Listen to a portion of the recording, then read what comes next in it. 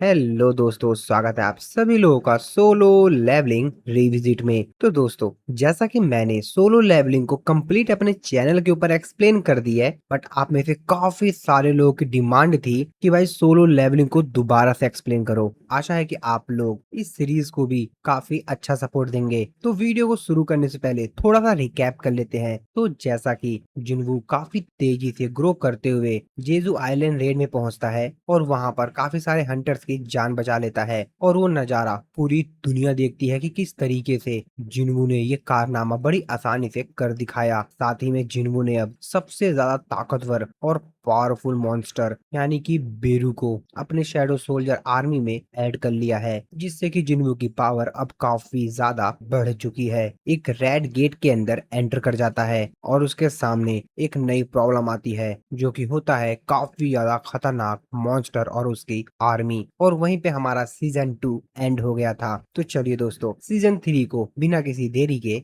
शुरू करते हैं। सीजन 3 एपिसोड 1 की शुरुआत में हम एक हंटर को देखते हैं, जो कि एक डंजन के अंदर होता है। वो अपने सामने वाली चीज को देखकर काफी ज्यादा हैरान होता है। वो डर के मारे कांप रहा होता है। वो उससे कहता है कि तुम आखिरकार हो कौन। इसके बाद हम लोग को उस बंदे को दिखाया जाता है जिसको देख कर ये डर रहा था। तो असल में दोस्तों, ये है सिलार्ड, मोनार्क ऑफ फ्रॉस्ट। वो उस हंटर को देखकर ये बात तो समझ जाता है कि वो भी उनके जैसे नहीं है। वो अपनी परसेंस को बड़ी चालाकी से छिपा रहे थे। तभी वहां पर योगुमु आता है, जो कि एक दूसरा मोनार्क है, और ये है मोनार्क ऑफ ट्रांसफिगरेशन सिलार्ड। योगुमु को वहां पर देखकर काफी ज्यादा हैरान होता है। वो उससे पूछता है कि वो आखिरकार यहाँ पर क्या कर रहा है। योगुमु उसे बताता है कि वो ईस्ट टेरिटरी की खबर लेकर आया है। सिलार्ड तुरंत समझ जाता है कि वो छोटे से इलाके की बात कर रहा है जहाँ शैडो मोनार्च मौजूद है। तो असल में योगुमु को उस टेरिटरी की देखभाल करने का काम दिया गया था, लेकिन खबर इससे भी ज्यादा गंभीर थी।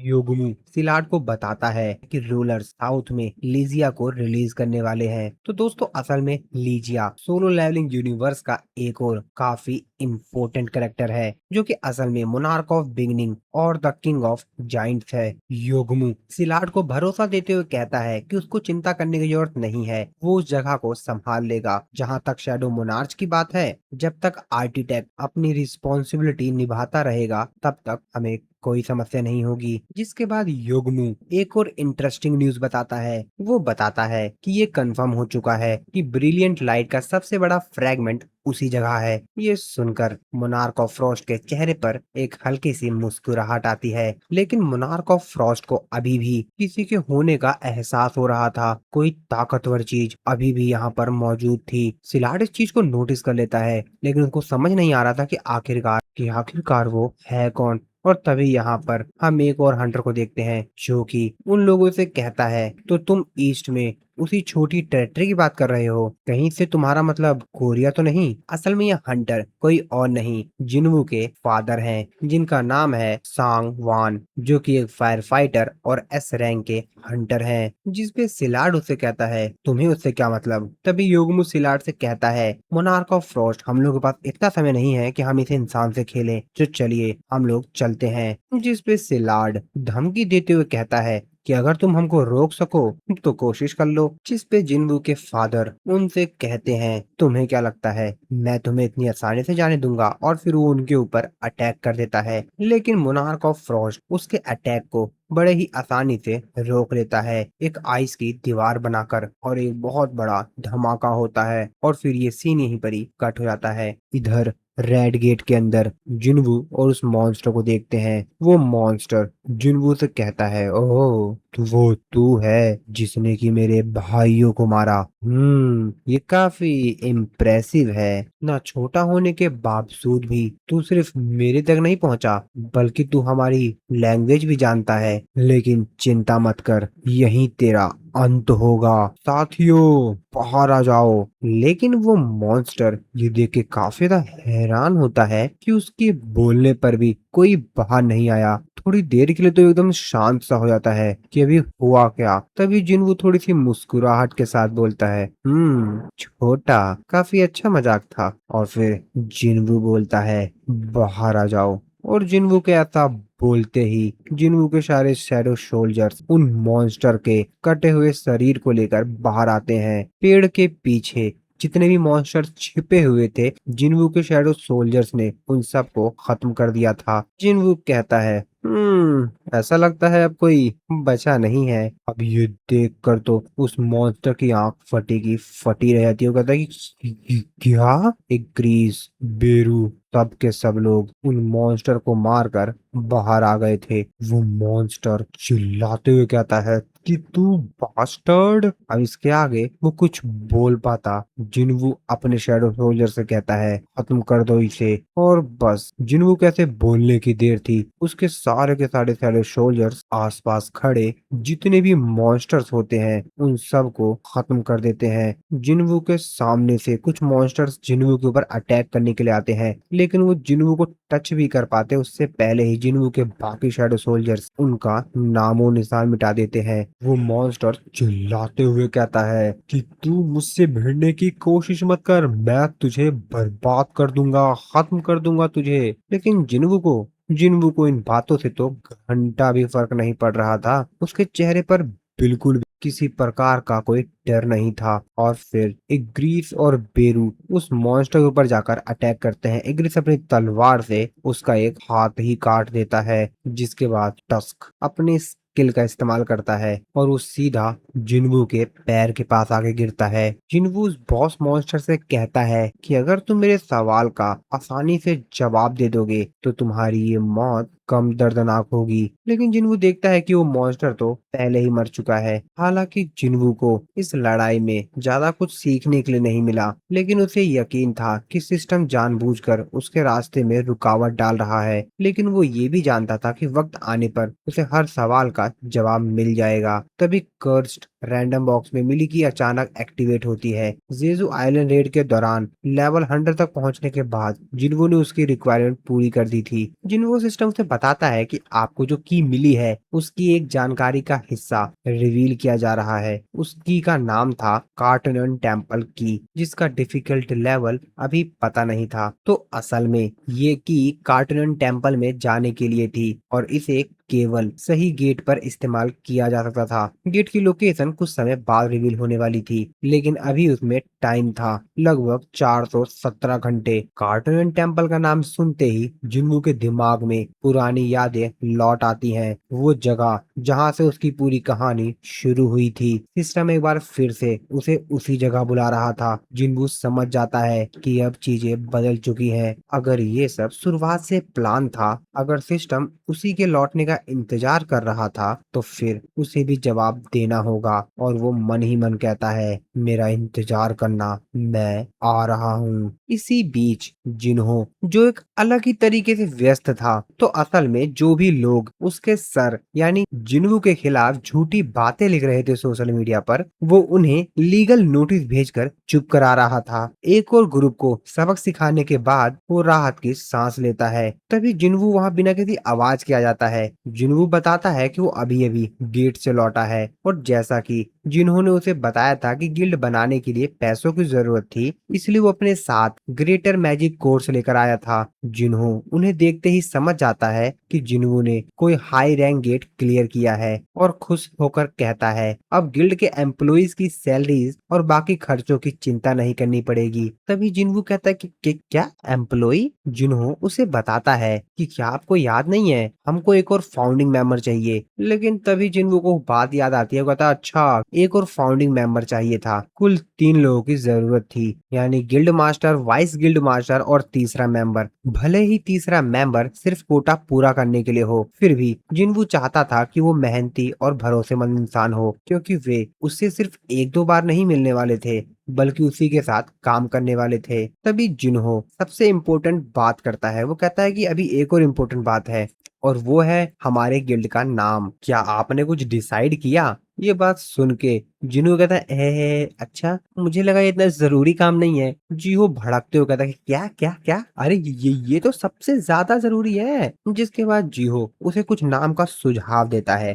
तभी पता नहीं जिन्हों को कहाँ से एकदम यूनिक सा नाम आता है। वो कहता है कि सोलो प्लेयर गिल्ड कैसा रहेगा। ये बात सुन के तो जिन्हों के होठ उड़ जाते हैं। कहता है आ कि ये कैसा नाम है, कहाँ से सोचा आपने ये नाम। जिस पे जिन्हों कहता है क्योंकि वे अपना पूरा बिजनेस अकेले डंजन हंटिंग करके चलाने वाले थे, तो ये नाम सही रहेगा। जिन्हों अपना चेहरा साइड में कर कर बहुत ज्यादा गुस्से में अपने मन में कहता है ये बिल्कुल भी मजेदार नहीं लगता। कैसा नाम है यार। और आखिरकार वो भी इंसान है, तो मतलब उनमें भी कोई ना कोई कमी है। तभी दरवाजे पर कोई आता है। जीहो जाके गेट खोलता है। बाहर जो इंसान खड़ा था उसको देखकर तो जीहो के होश उड़ जाते हैं, क्योंकि गेट पर खड़ी थी हंटर मिस चाइन। जिन्हो उन्हें देखकर घबरा जाता है, जबकि जिन्हू सीधा पूछता है कि आखिरकार वो यहाँ क्यों आई हैं। मिस चाइन भी बिना बात को घुमाए सीधा कहती हैं कि उन्हें गिल्ड ज्वाइन करना है। चिनवू को यकीन नहीं होता, इसलिए वो दोबारा कंफर्मेशन मांगता है। वो उनसे पूछता है कि कहीं एसोसिएशन चेयरमैन ने तो उन्हें नहीं भेजा, या फिर मिस्टर चोई ने उन्हें अपने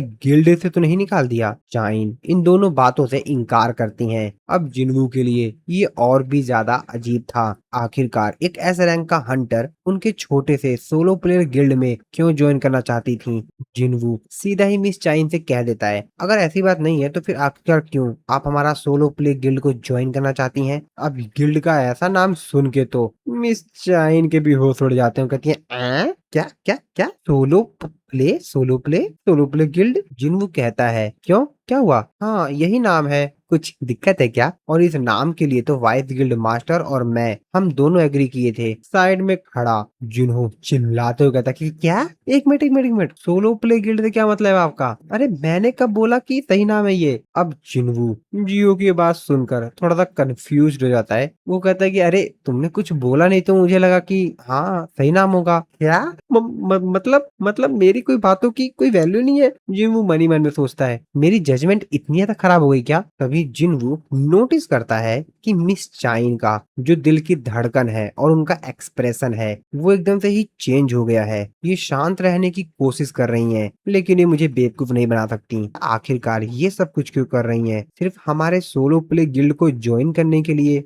मिस चाइन से डायरेक्टली पूछ लेता है, मिस चाइन आपके अवेकिंग को लगभग 2 साल भी नहीं हुए ना, तो आपके जो हंटर कॉन्ट्रैक्ट है उसका क्या होगा। अभी भी तो उनके कॉन्ट्रैक्ट से जुड़ी होंगी ना। जिसपे मिस चाइन कहती हैं मैं कॉन्ट्रैक्ट को ब्रेक करने की पेनल्टी देने के लिए तैयार हूँ, मुझे कोई दिक्कत नहीं है। जिन्हू मनी मन में सोचता है क्या ये हमको ज्वाइन करने के लिए पेनल्टी तक देने के लिए तैयार है। जिन्हू उनको बताता है कि हमारे गिल्ड के पास प्रॉपर रिसोर्सेज नहीं है और इतने पैसे भी नहीं है कि हम लोग अपने साथ काम कर रहे हंटर को पैसे दे सकें, तो दिक्कत हो सकती है। जिसपे मिस चाइन फिर से कहते हैं कोई दिक्कत नहीं है, कोई दिक्कत नहीं है, और ना ही मुझे कोई एडवांस में पैसे चाहिए। मैं आपके साथ काम करने को तैयार हूँ, मुझे कोई दिक्कत नहीं है। जिन्हों उनसे पूछता है कि आखिरकार आप इतना सब कुछ क्यों कर रही हैं, सिर्फ हमारे गिल्ड को ज्वाइन करने के लिए। हमारे गिल्ड को ज्वाइन करने के बाद आप यहाँ पर कुछ सीख नहीं पाएंगी। यार मतलब लड़के ऐसे ही होते हैं क्या। जिन्हों को अभी तक समझ नहीं आया क्या कि मिस चाइन उसे लाइक करने लग गई हैं। खैर बाद में पता ही चल जाएगा। मिस चाइन अपने मन ही मन में कहती हैं